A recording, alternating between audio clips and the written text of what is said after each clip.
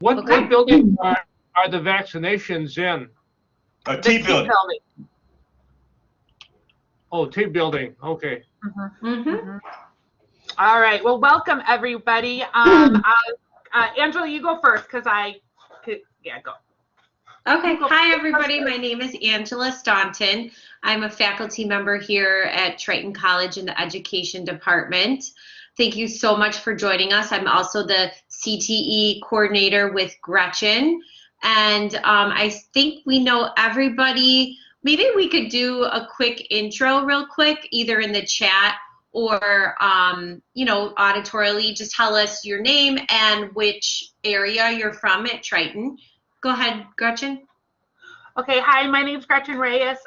Like Angela said, a CTE coordinator with her. I am faculty in the business management department, and I can't think of what else you said, but that's who I am. Welcome, everybody. I'm really excited about this presentation Angela and I are doing today. We touched a little bit about it, before COVID happened. CTE was, we started really talking about this subject, and Angela and I definitely saw that it was important, and so I'm looking forward to today's presentation. So if you want to go around, and I'm going to start at the top, and Calvin, you're a moderator today, so you're right up with us, so you go next. Okay, Calvin Washington II. I'm in the business department of business faculty. I work along with Gretchen, teaching business management classes. Allie. Hi everyone, I'm Allie Miller, and I am an early childhood education faculty, and I'm also the education department chair. Really excited for this presentation. Welcome, Allie. Good to see you. Hi, Christopher May, faculty for automotive. I am also the GM General Motors ACEP coordinator. Jack. Hi everyone, this is Jack from Health and Science Department. Actually teaching biological science right now, from time to time health courses also. I'm happy to join you, see what you have to learn from you. So nice to meet you. Yeah, nice to meet you. Thanks for joining us. Justina. Hi everyone, Justina here, accounting faculty. Excited for this presentation. Thanks for having me. Thanks for coming, Justina. Michael.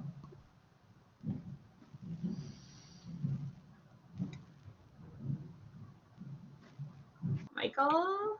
Yeah, can you hear me now? Yeah. Mm-hmm. Yes, Michael Kazanjian. Don't worry about the last name. It's not Smith or Jones. BSS philosophy, and I have done my third book, my third book, third edition, and I'm very, very happy to join you today. And no, I have not been able to go through the red tape to get the vaccine. I think Triton College should administer the vaccine. They should be running what the state is doing. I like what Triton does. I don't like what's been going on with the state. Sure. All right. Congrats on your third book. Yeah. Yes. And then we have Susan, who is Susan Rode, and you're in the PDC. Mm-hmm. Thanks for joining us, everybody.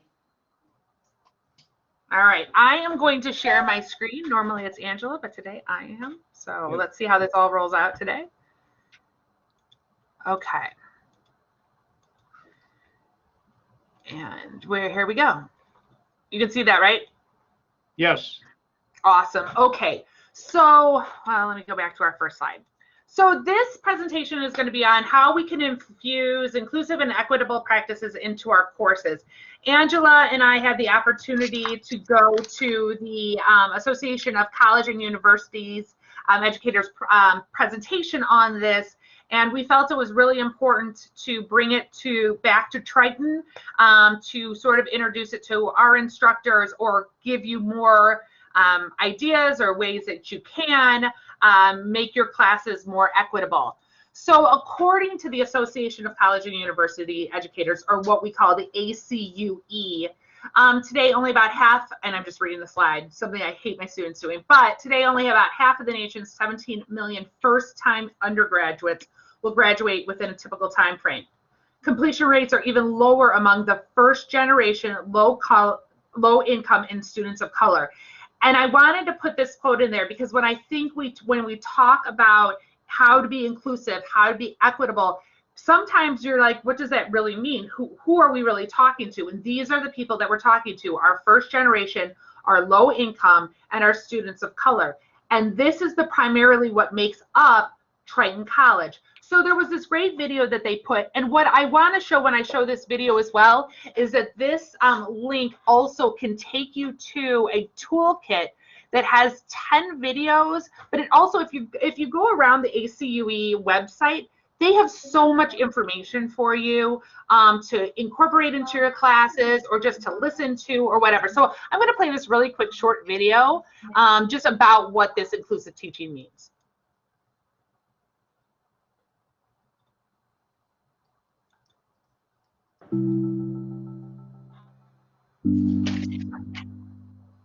It's important to recognize this. The bottom line is learning, helping students to learn, to acquire knowledge, and we don't want to put any blockages, impasses, or things that they're going to be difficult for them to deal with. And so if you create a situation where people are going to be more focused on the insensitive language you use or the way that you don't recognize the heterogeneity within any particular group, that's going to block the learning process. So really, you want to do all you can to reduce that. And so being open to suggestions, being willing to look at new viewpoints, being willing to change over time, I think that's going to be so critical, and that's going to be even more critical as this world, the country, and the classroom becomes more diverse.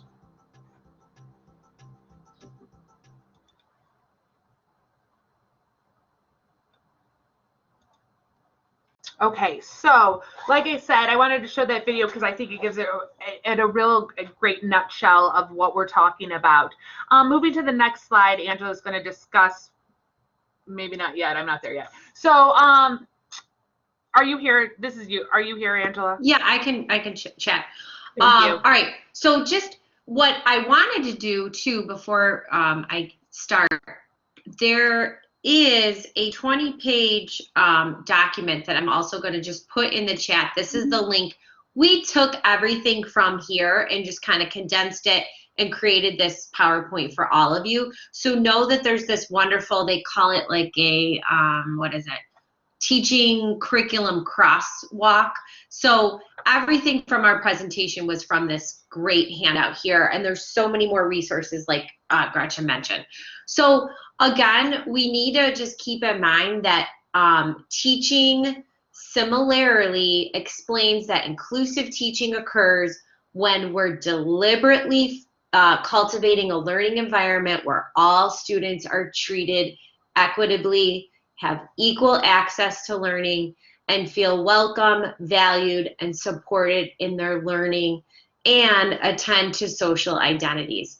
So first, I just want to kind of explain like the difference between kind of inclusion and equity. So inclusion kind of prompts answers about creating environments that are conducive to feedback, supporting diversity, and being open. So that's kind of what inclusion is. And then equity is more fairness, sameness, and valuing diversity and that inclusion. So this toolkit that we're going to talk about today is going to pinpoint kind of some of the basic strategies to make sure that we're including that in our curriculum. So again, we're just highlighting the main ideas from this wonderful document. So I don't know if I can't switch to the next one. There we go. Okay, is this you? Yeah, so I guess one of the questions, it's hard when you're sharing the screen because I can't see you. But anyway, what are some of the ways you can close that gap? When you guys think, and you could put it, Angela, you can see the comments, right? Mm-hmm. Yeah, so if you want to speak up or if you want to put in the comments, when you think of how do you make your classroom more equitable, more inclusive, what are some of the ways that you incorporate that in your current teachings? Because we're going to touch on some things, and some of them you probably already use, or some of them might be new ideas for you. But I sort of wanted to start having the conversation before we got into the slides of, you know, what does this mean to you? What have you done currently in your classrooms to really make them more inclusive and more equitable? Does anybody have anything? I mean, I could go first. I have some, but oops. Yeah, go ahead. Or Andrew, you have to drive. Can't see it. Yeah. So a lot of my students are local. Like one even lives in my town, and I tried to get him a job because I was still looking for a sponsor for him. So I always talk about local things around, which is usually about half my class. A lot of them are in the suburbs, but just talking about things that I do locally as far as for automotive, it seems to include them in being in this little area, I guess. I agree. And that's kind of creating this community that you're welcoming of where they're living, where they're residing and working, etc. Thank you. Allie said establishing relationships with students. Yeah, that's like number one, right? That's like the first thing we want to do the first day we have them in our class is just have them, you know, make them feel welcome. Anyone else?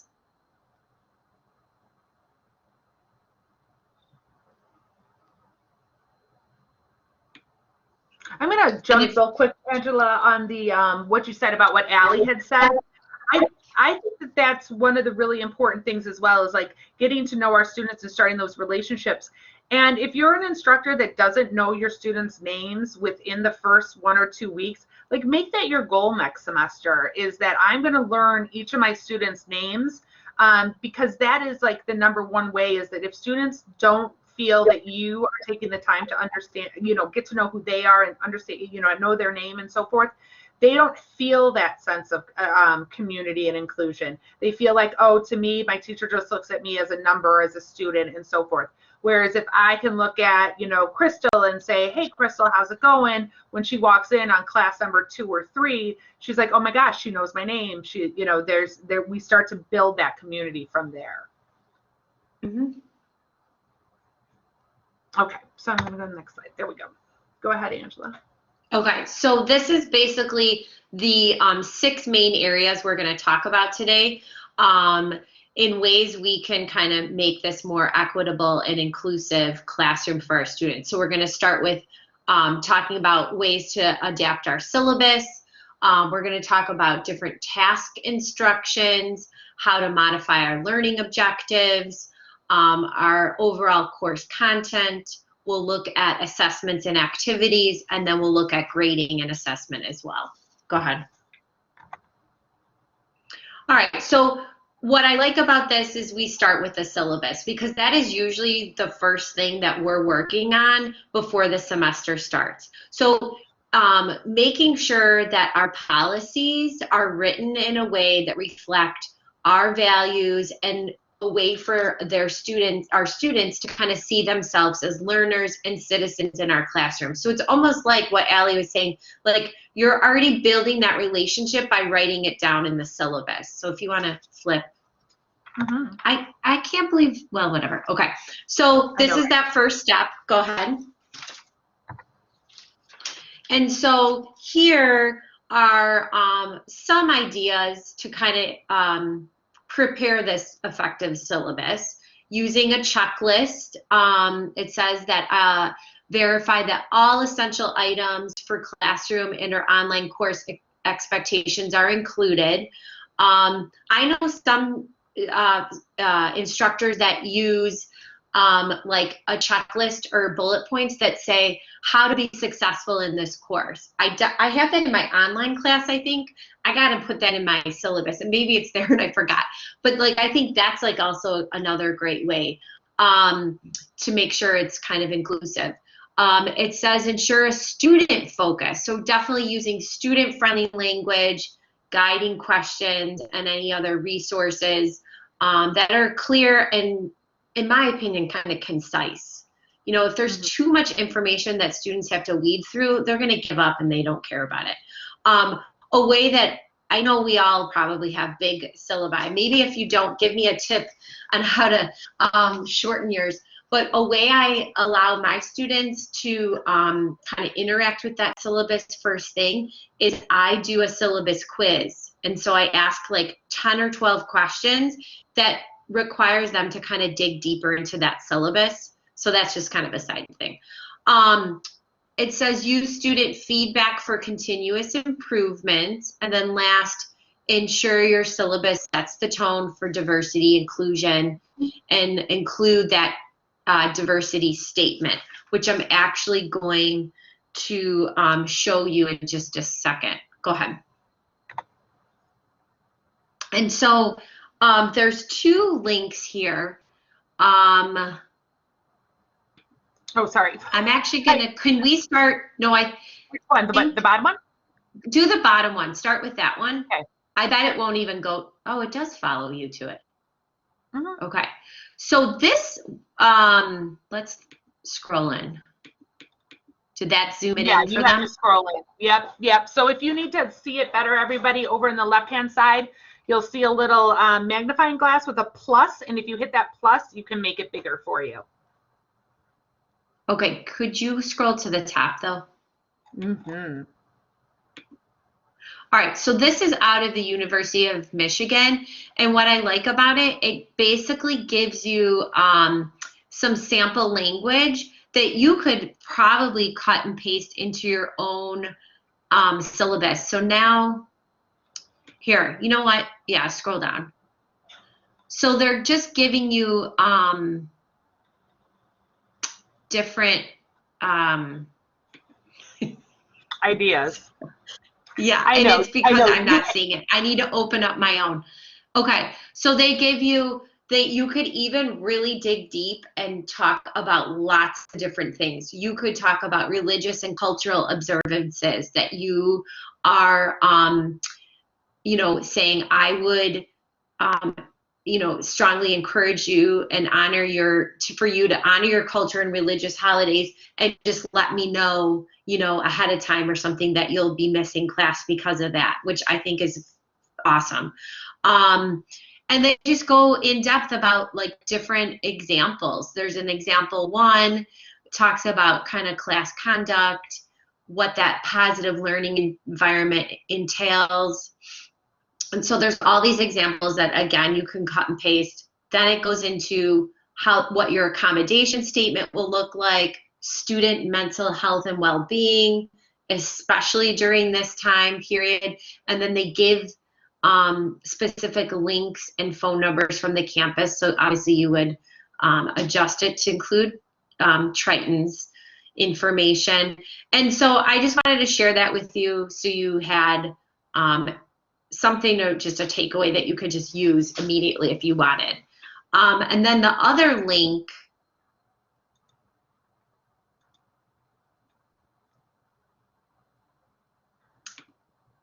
this was again kind of similar, right? Mm-hmm. They took sample syllabus statements from Brown University. So again, I just wanted to provide you with those two links, and you guys can, you know, use what you want. Yeah, so just for this Brown one, these are actually diversity and inclusion syllabus statements. So these are like actually like a statement that you can put in to your, again, a cut and paste like the other one. And this talks about, you know, and it gives you just different, again, scenarios, things that you can put in your syllabus to, again, say to your students that are coming in, hey, I understand we are a diverse, you know, campus, a diverse community. I'm here, you know, to understand who you are, you to understand who I am, and for us, you know, to work together and so forth. Correct. So again, yeah, they're actually questions. They're actually questions for you as an instructor to answer on your own, really. Mm-hmm. You know, which is nice. So you're kind of really like examining any implicit bias that you might have, and really just making sure that you have this safe, you know, space for your students. Okay. Love it. So I believe you're next. Yep. So the one that I'm going to cover is called inclusive task construction. And this, again, is creating that safe and effective learning environment by describing your expectations that you have for your students. And one of the things that, even just to touch back on what Angela was saying about the syllabus and how it talks about using friendly verbiage and so forth, you know, sometimes we use words as educators that students might not understand, like a rubric. Like, what is a rubric? I don't know what a rubric is. If I'm maybe a high school senior and they never used rubrics at my high school, and I use the word, you'll be graded on your rubric. Well, maybe we need to use a different term for that if you're going to make it students, so that your student understands. And that's sort of the same type of thing. So how do we do this? All right. So the ACUE gives a bunch of different ways. Is that we can, how do we engage the underprepared student? Okay, is number one, use examples so that the expectations are clear.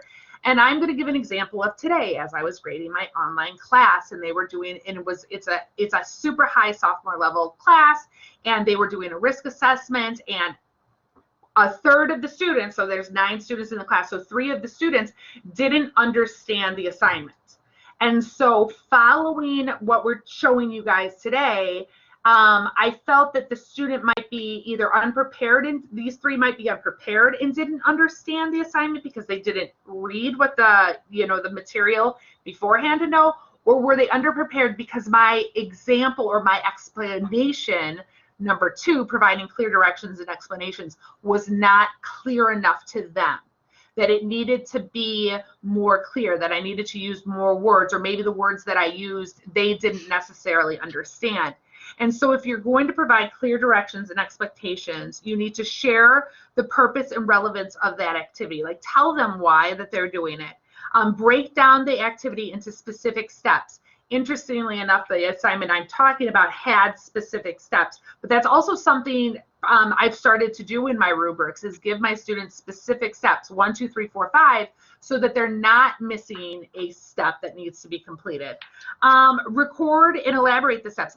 One of the things, and you'll see if you take the pedagogy with Christy and I, that we talk about in our pedagogy training, is that recording to your students, it's okay to do. It's kind of now something that we do since COVID has happened with our ERL teaching, is that we can do more recordings to our students. And sometimes our students will jump over words and miss those explanations. But if we can record it to them and that we're explaining it to them ourselves, sometimes that makes it a little clearer. Check for the clarity of the directions and invite questions, of course, and uncover and address common misconceptions. It also says to provide support and understanding vocabulary. Again, we have to, when we are writing our directions and our information to our students, it has to be in student type forming. The next thing is to use an active learning cycle, basically that we set our expectations early. So again, Angela just stated, you put your expectations in your syllabus of what you are expecting from the class. It's the same thing with your assignments. Like, if you are providing homework assignments for the students every week, and it's kind of similar homework assignments or whatever the case is, day 1 and day 30 and day 55, you should be explaining your expectations. And just because you've said it once doesn't mean you shouldn't say it again and again and again to your students, so that they feel that they're active, and if something changes, they're with you on what that is. When we plan our effective discussions, again, providing detailed expectations. So this is more of, if you're doing a in-class discussion, maybe that wants to be, you want that stated in your syllabus, or maybe when you do a syllabus review, that when we're going to have discussions in the classroom, we're going to be respectful of each other and so forth. If you're doing it in an online course, there is, in our department anyway, and I'm more than happy to share it with you, is called the ABCs of threaded discussions. And it's sort of the exact layout of how you have a discussion and how you're respectful and how you use etiquette and so forth when you are having a conversation with your peers, as well as the expectations.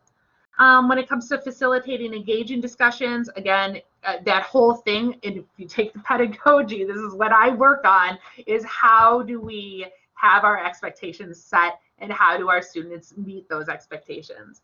Again, developing self-directed learners. If you don't, this is, again, I did this earlier today with that assignment I was just talking about. So when I sent out my weekly assignment announcement, I said, some of you had some really great risk assessments. However, I feel that maybe some of it was missing. You didn't get this part. So I'm going to provide you an example. So I took an example from another student, no name on it or anything, and I emailed the student prior to say, hey, I'm using yours as my example, and I sent it to the student so that they would understand exactly what I was looking for, so that now when they go back to redo the assignment, they can do it properly, and they're relearning from that. Also, again, what Angela was just talking about, those checklists. Even in your assignments, you can have checklists. If you're using Blackboard for your assignments, and I don't know if you know this, but you can actually make it so that you as a student can write, check off reviewed or check off I saw this section, so that they can have their own checklist as well. All right, Angela. Okay. All right. So, learning objectives. So I'm sure a lot of you, maybe at the beginning of your syllabus, have a list of kind of the course objectives, right? And I think for this purpose, yes, those are important because they're directly related to our course outlines. We pull them from there. But I think it's really important to have learning objectives at the start of every chapter.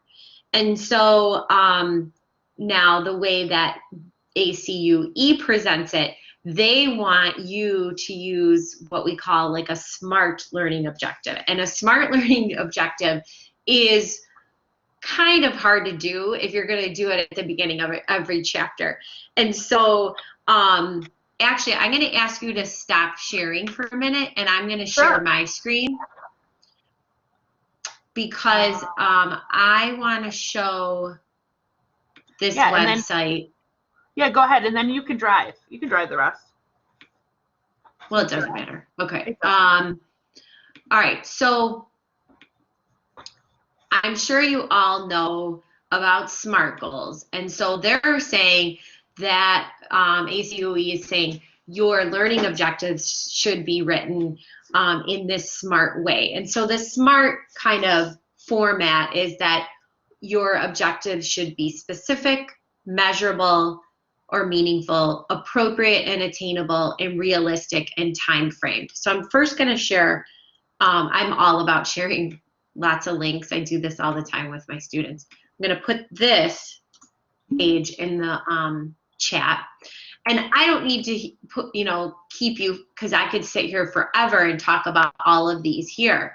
But the next screen I'm going to show you are the differences between a vague and a specific objective. And actually, there's one here. So here's a nice difference. A vague objective would be, by the end of this course, students will be able to write about literature produced during the Middle Ages. But if you're writing a more specific SMART objective, it would look like this. By the end of this course, students, okay, I want to make sure you're all seeing the same screen. Students will be able to critically analyze major themes in the literature produced during the Middle Ages. So that's a nice example of kind of vague versus specific. If you wanted to even go even more specific, it could look something like this. Give me a second.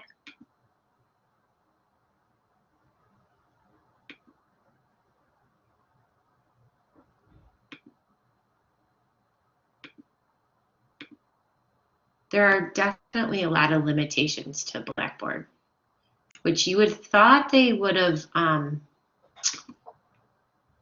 worked out these kinks by now.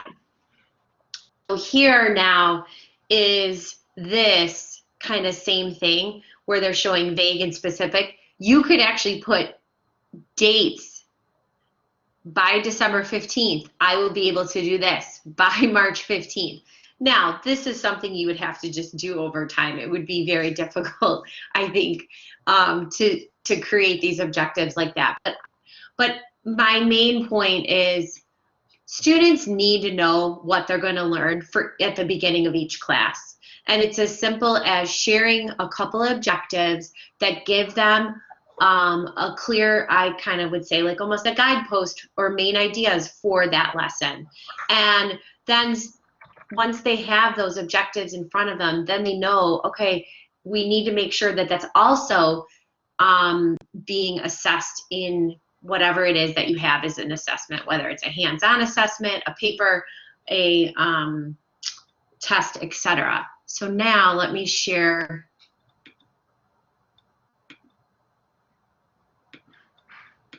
here, and I'm not going to bore you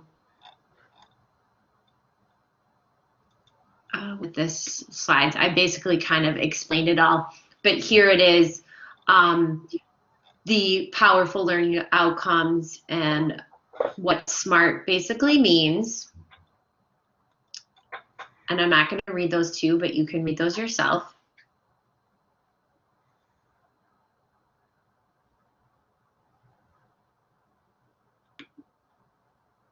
And then you're on. All right. The one that I'm going to do is inclusive course content. And basically, it's promoting diversity and inclusion through course content and course design. I'm real big with this one because I think that what this specific one is about, and I think the next slide is just like a sentence about it, and then I'm going to talk more, right? Yeah, here it is. It's ensuring your curriculum incorporates diverse perspectives and experiences, ensuring your course examples reflect a diverse society. So what does that mean, right?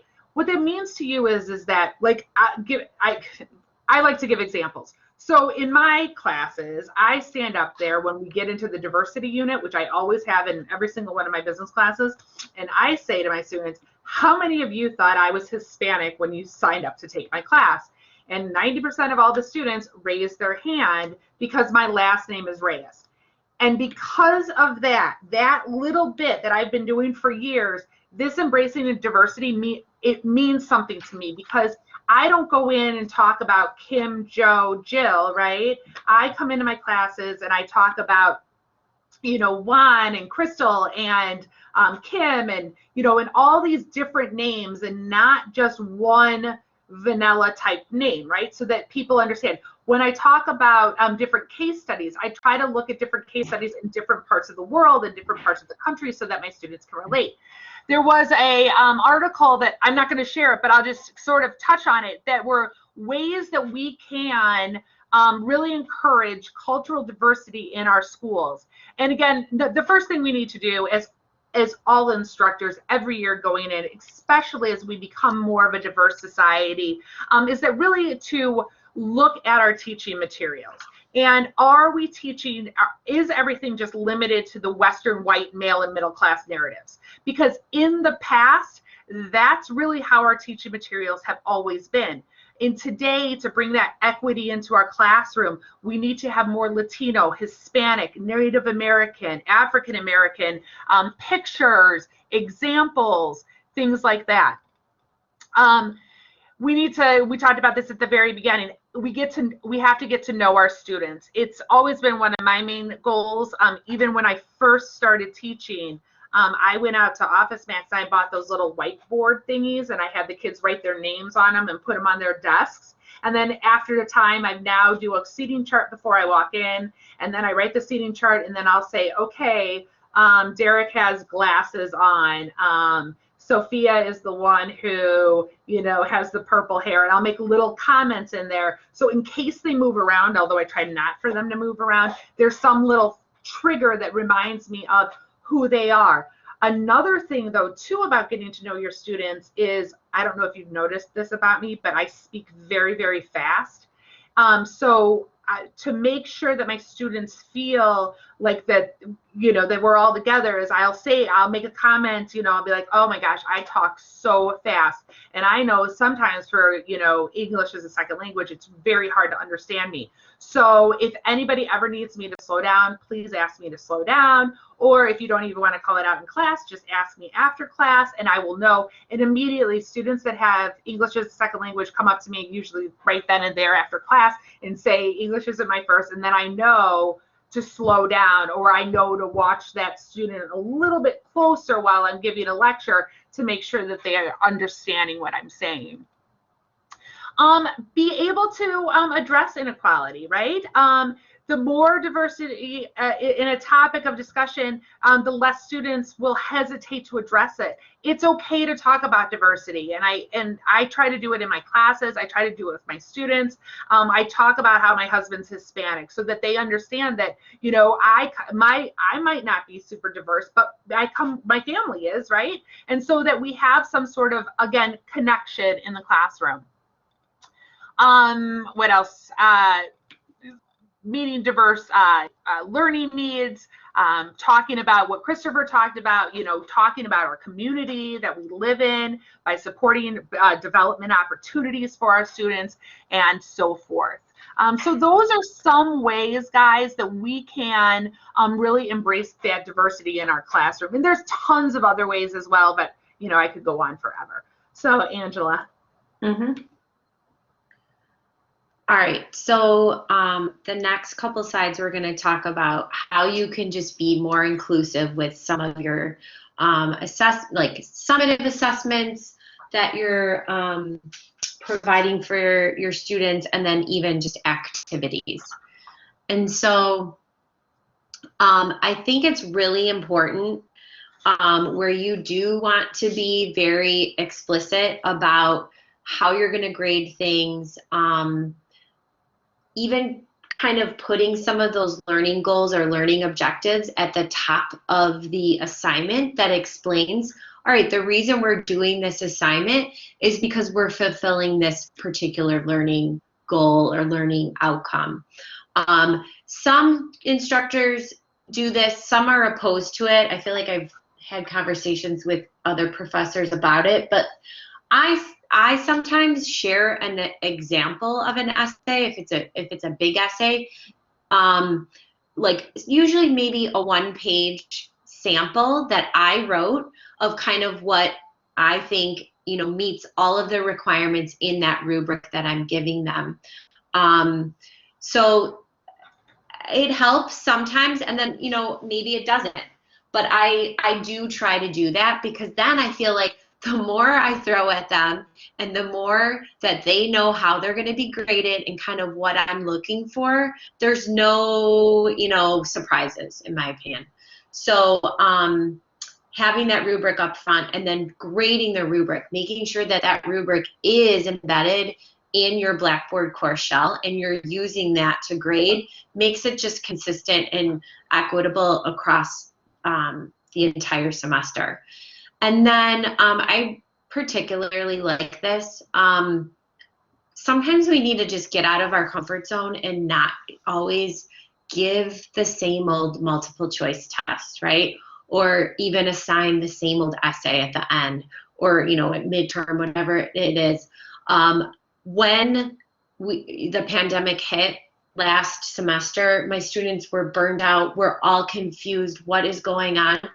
And I actually changed a couple of my assignments, and they did these videos, and that was their final presentation. It was a video resume for my intro to education students and my educational psychology students. And they had a set number of questions, like 6 or 8 questions that they had to answer. They submitted this video, and oh my gosh, the results were amazing. And again, I had clear expectations. I had clear, you know, clear rubric that explained how they would be graded. And I had, you know, I'd say 85% mastery with that video. But I did give them the choice, though. That was the other thing. Giving that choice, I think, is really important.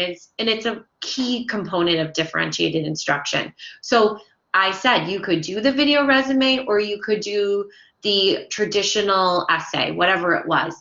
And so maybe one person chose the essay and the rest of the class chose the resume. And I know that seems like a lot more work for us as instructors, but I think giving students that choice just allows for, again, more freedom on their end.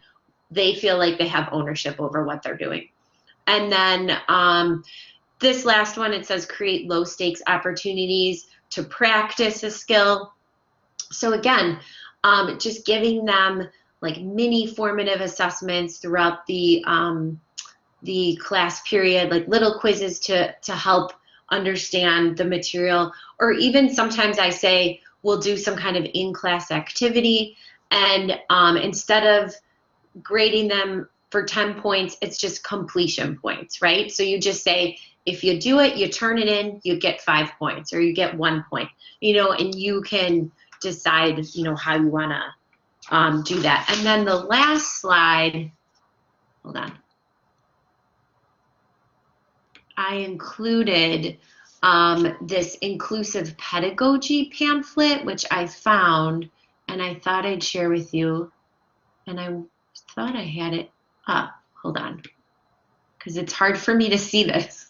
Here's the link. I'm obsessed with sharing links.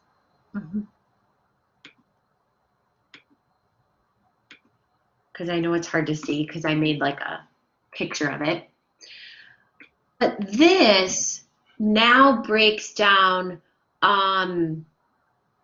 it says kind of if you have questions about what and how you're teaching, how to engage with students, and then again, kind of put these inclusive values into your practice. And it breaks it down by content, by pedagogy, how you assess, the climate that we've been talking about, that atmosphere. Are you able to build these strong relationships and have these, you know, opportunities for students to speak up? And then look at this last one. It says power. You know, how can you create this learning environment that empowers students and helps to bring attention to or disrupt traditional power dynamics?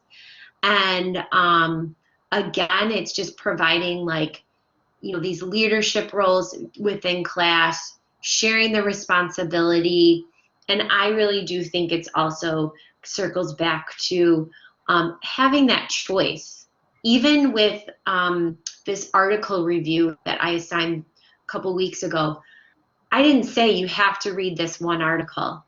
I gave them an actual website in which they were able to choose any article they wanted.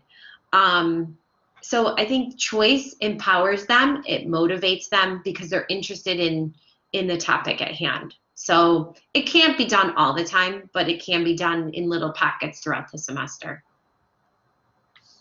All right, let me move forward. Angela, to jump on that, I agree with you. That's what I do. Actually, I do that in online classes. When I give them an assignment and I'll say, use this website, find an article of something that we talked about this specific week, write a response to this question about, you know, or whatever. And I've had students say, hey, do I have to use that website?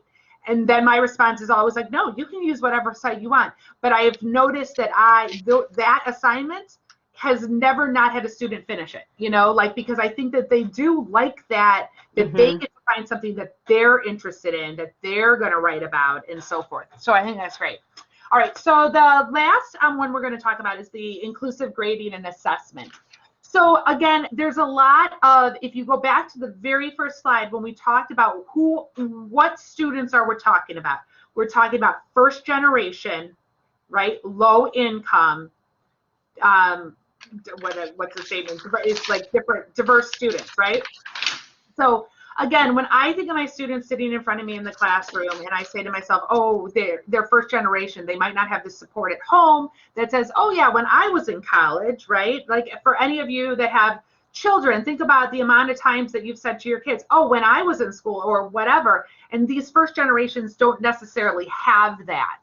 Or if they're low income, they're working full time and going to school. So one of the things that you can do to have more inclusive grading is to consider dropping the lowest test or quiz grade.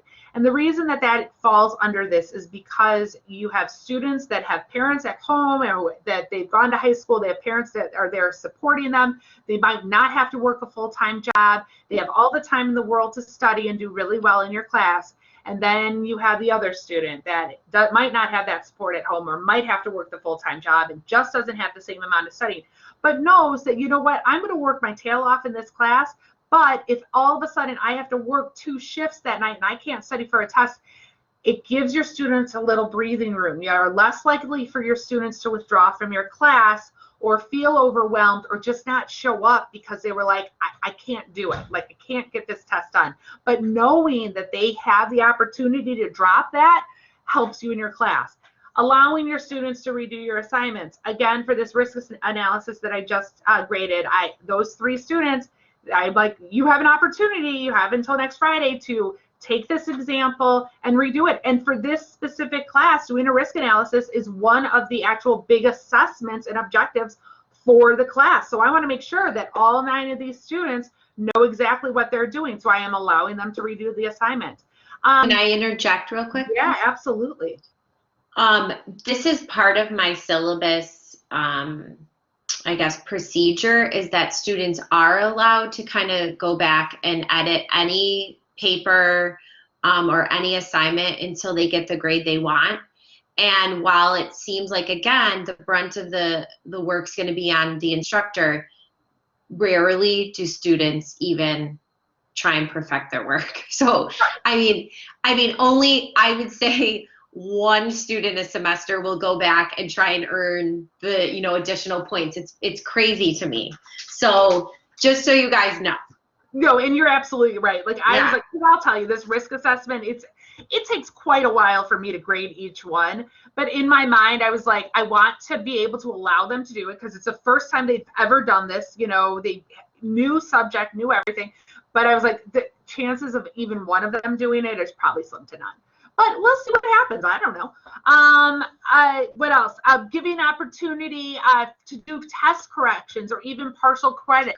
Because that's also the other thing is that, like, what's your objective? Like, your objective should be that the students are learning, right? Not just taking something. Like, my biggest thing about multiple choice exams is that students are I'm a project teacher, because I think you are, a lot of times, if you're just giving multiple choice exams or things like that, they're just regurgitating information. And I do agree, it depends on your discipline. But, so if I am giving them a multiple choice, sometimes I have said, hey, I'm going to give you it back, fix it, bring it back, because at least, again, they're rethinking of it. And, and I'll give you another example is that my students are taking a multiple choice test on Wednesday. I gave them a study guide and I said, hey, listen, you can bring in 1 sheet of paper. You can write it on the front and the back and bring it in and use the study guide, do whatever you want to do. But again, it's with that whole concept of this inclusivity is that the students that need that extra help that might be unprepared, they have the opportunity to be prepared, but also it's reinforcing my students to write down the information that I want them to learn to bring into the test to take this multiple choice test that's, but again, it's just reinforcing in my mind. When we allow 1 late assignment per semester, again, it goes back to that first theory of the testing, dropping that lower test grade.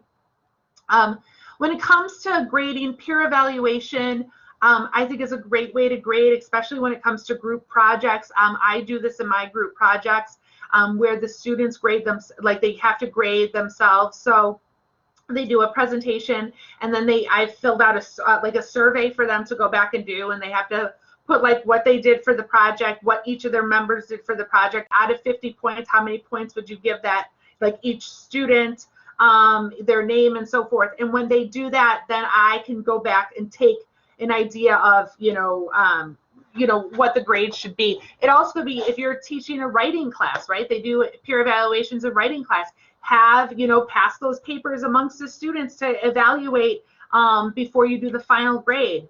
Student self-evaluation. Here's what you're turned in. I want you to grade it now, and then give it back to me for grading. And again, that will help a student catch their grades and be more prepared as well. All right, Angela. I don't know if I have another slide. Yeah. Oh, there. Oh, there we go. Okay, so I just sort of went through this, and you'll have access to this. But again, these are just different ways to do it. So again, helping students persist, establishing peer-to-peer support, having that mentor in the classroom. One of the things in a training that I was in, they talked about, having and Angela, why do I feel you do this? Do you talk about where they live and everything so that they could maybe pair up? Do you do that? I Maybe might not. have. I do the values jam board. Are you thinking of that? Maybe. Well, I just remember being in a training, and it might not have even been at Triton, but the instructor was talking about at the beginning of the class, they'll talk about like where each student lives, so that if, you know, I live in Oak Park and, oh, you live in Oak Park too, and they talk about, you know, maybe exchanging emails at the beginning of class. Yes. But somehow building, do you know what I'm talking about? It was you know, that one guy from a couple semesters back that came and did kind of an inclusive, equitable talk. And he with said, his friends, right? yes, and it was such a great idea. And I'm glad you brought it up because, yeah, why not have them connect with one another and see if they could get rides or, you know, where do you live? Mm-hmm. That was the point of that, to make sure and kind of hold everybody accountable too. It is. You know? And yeah, it's that same thing where you're like, oh my gosh, I forgot the homework assignment, or I don't know how to do this homework assignment. It's, you know, maybe I can reach out to my friend. And I think about that, like even when I think about my kids and how they, like if they need a homework assignment or help, they reach out to their friends, right? To say, hey, I learned this in biology. I didn't get it. Can you help me out? That's that same thing of building. Again, we're trying to build that community. We're trying to make us all, you know, that inclusivity. Again, back to that whole rubrics and checklist, we just keep beating on that. The more information, the more clear it is to your students, the better they'll do. Yeah, and so I think that's the last slide. I keep saying it because I don't know, because you're right. Yeah, here. Well, and it is the last slide, but what I wanted to do just to kind of close us out, because we just threw a lot of information at you, a lot. Very important information, but I wanted to go back to kind of like the objectives here. Of these 6 topics that we just shared with you, what other questions do you have, or comments, or maybe what would you like to hear more about in future sessions here at the CTE? Because again, we were sharing a lot of information in a very short amount of time. And so I thought I'd say, you know, hey, we could dive deeper in one of these areas. What are you guys thinking? Let us know, talk to us, chat us right now, you know.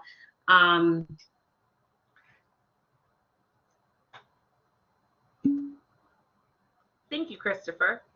Thanks.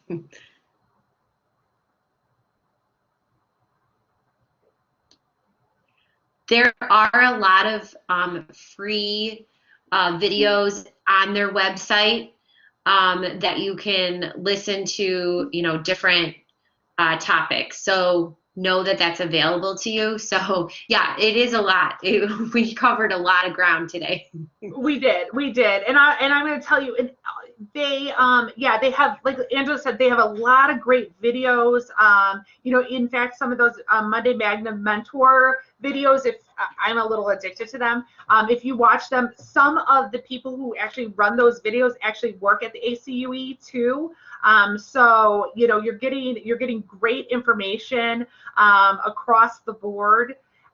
You know, for you to bring into your classroom. And even if, and this is how because the gentleman who came and talked to us, it was like 4 semesters ago, and I wrote a whole bunch of notes, and every semester I tried to implement 1 or 2 things that I had learned from him, and then going to this seminar and learning this information, you know, I slowly implement the information into my classrooms, again, to make it more inclusive, and make my students feel that we're all sort of on the same playing field, and that's really the goal.